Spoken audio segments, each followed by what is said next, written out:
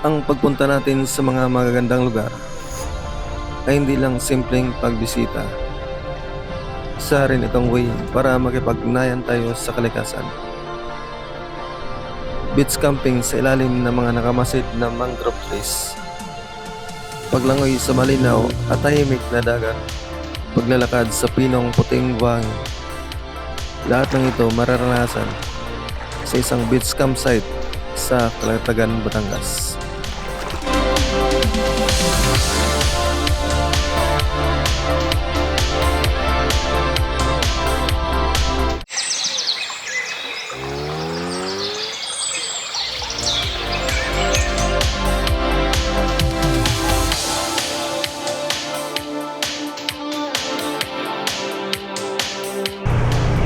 Mula sa malamig na lungsod ng Tagaytay, sisimulan natin ang biyahe sa Tagaytay na Cebu Highway.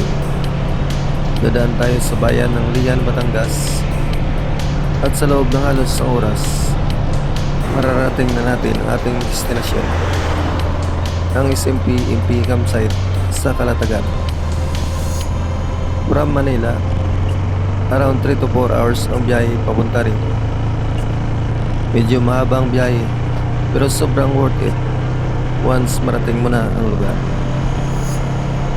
Ang SMP ay isang 2-hectare coastal mangrove conservation site na matatagpuan sa Sitio Palo Bandera, Calatagan, Batangas. Ito ay pinangangalagaan at pinoprotektahan ng lokal na pamahalaan, katuwang ang mga mangingisda at ang komunidad sa lugar. SMP stands for Samahan ng mga mangingisda ng Palo Bandera Mangrove Protected Area. Kung mahilig kayo sa beach camping o sa pag-relax sa tabi ng dagat, ipapakita ko sa inyo guys ang camping site at ang beach para magkaroon kayo ng idea sa inyong future camping experience kapag bumisita na kayo dito.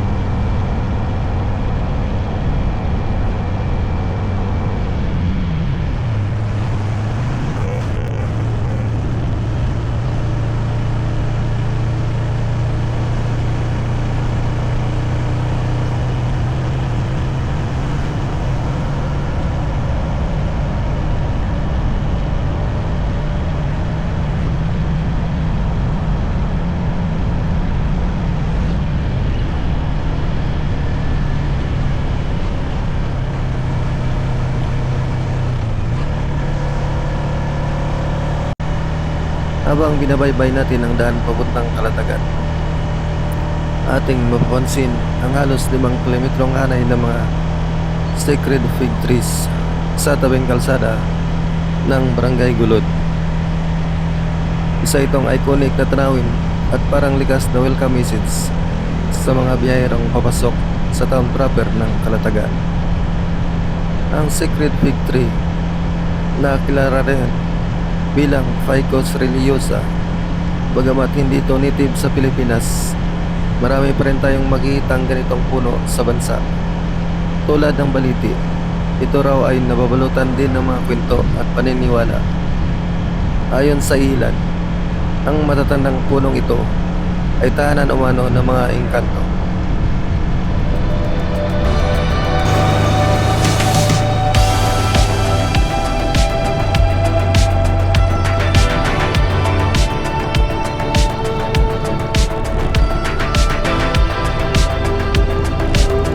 Sa bahaging ito, narito na tayo sa town proper ng Calatagan. Kung kayo ay mag-commute, sakay ng bus or van, ang aming babaan ay ang public market. Dito na rin kayo maaaring bumili ng pagkain na lulutuin sa campsite kung sakaling wala kayong dalang baon. Mula rito, maaari na rin kayong sumakay ng tricycle papunta sa SMP campsite. Tinatayang 15 minutes na lamang ang biyahe.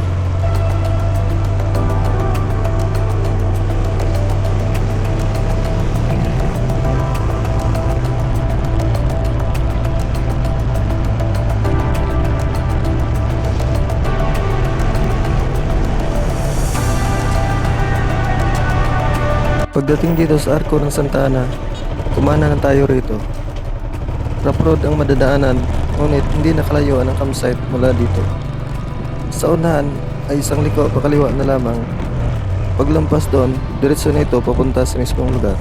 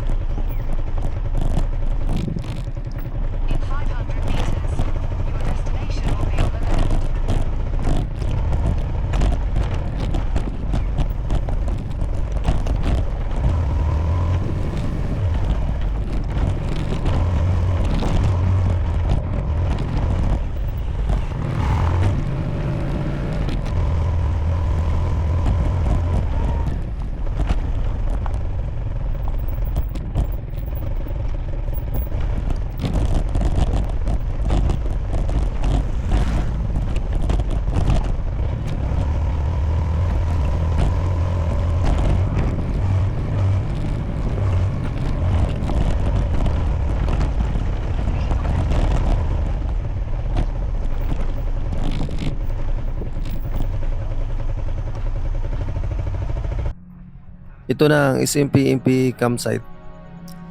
Pagdating pa lang, agaw pansin na agad ang malawak na mangrove forest, ang malinis na baybayin, ang malinaw na tubig, at ang malawak na tent area kung saan pwedeng mag-camping.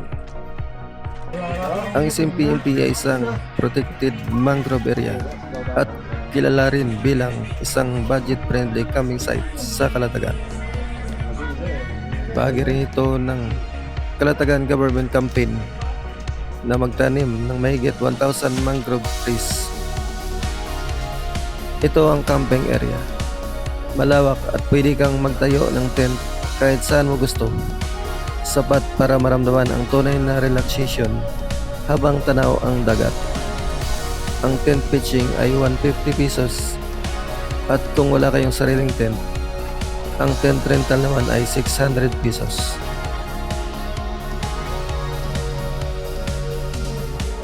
May mga open cottages rin para sa mga gusto ng mas comfortable stay. Small cottage for 10 people is 1,500 pesos, habang ang large cottage naman ay 2,500 pesos.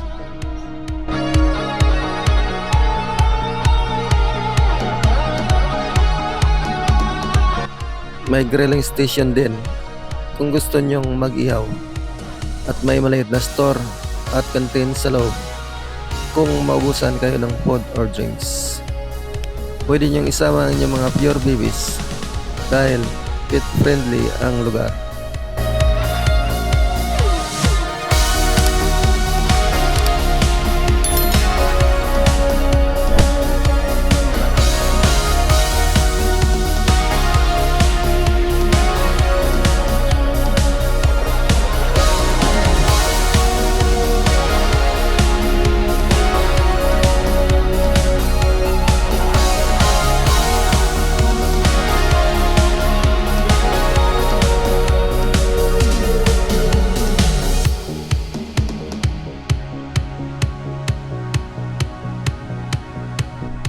Dito, ang malinaw na tubig, malawak na dalampasigan ay perfect para sa swimming o umupo sa tabing dagat habang pinapakinggan ang tunog ng alon.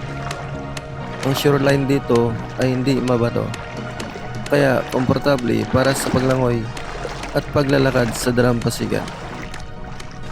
Karaniwan ay low tide sa umaga, habang unti-unting tumataas ang tubig mula tanghali hanggang hapon. Kaya kung gusto nyong mag-swimming, pinakamagandang timing ang bandang tanghali.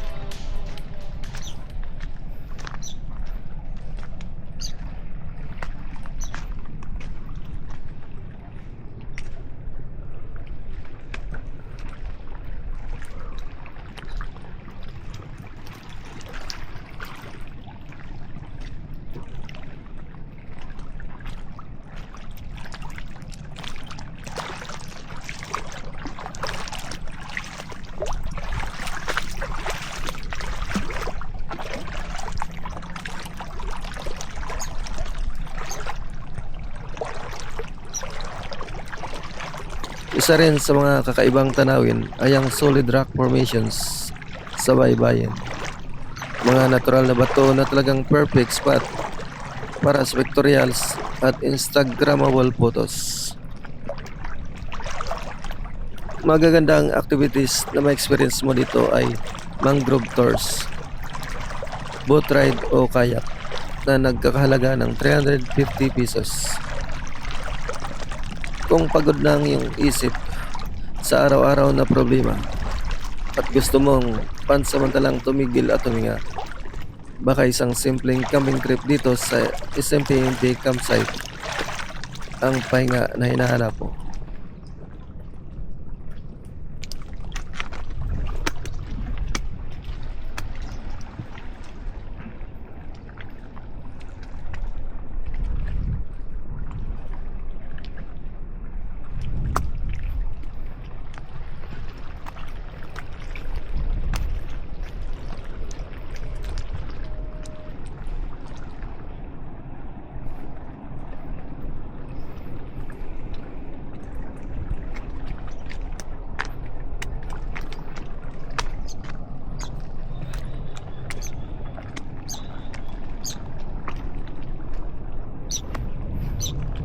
Sa bawat alon na dumarating sa baybayin, parang unti-unting inaanod ang pagod at mga problema.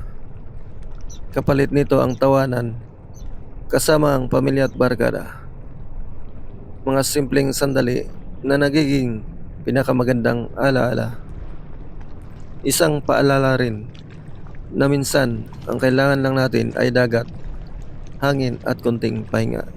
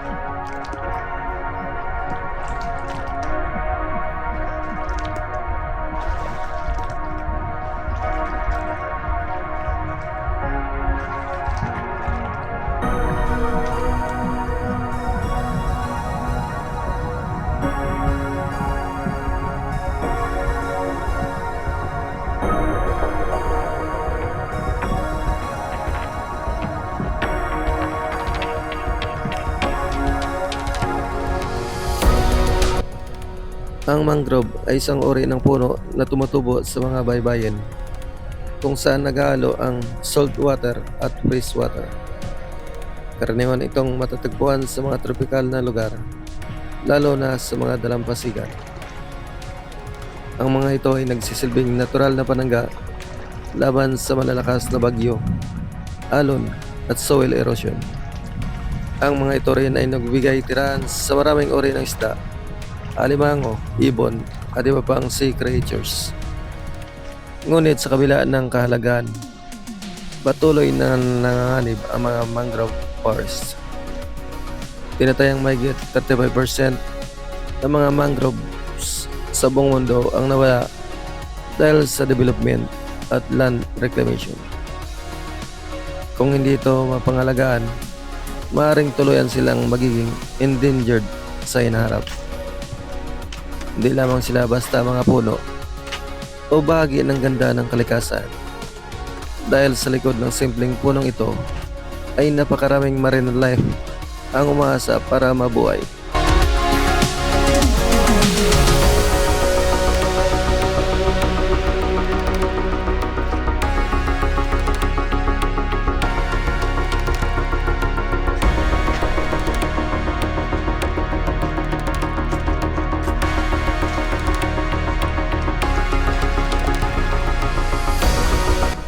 Ang isang PMP campsite ay talagang recommendable para sa family outing at sa mga naghanap ng simpleng camping experience sa tabi ng dagat. Bukas ang lugar na ito para sa walk-in guest, pero mas mainam pa rin ang advanced reservation, lalo na kapag weekend o peak season. Hanggang sa sunod nating nature adventure mga idol.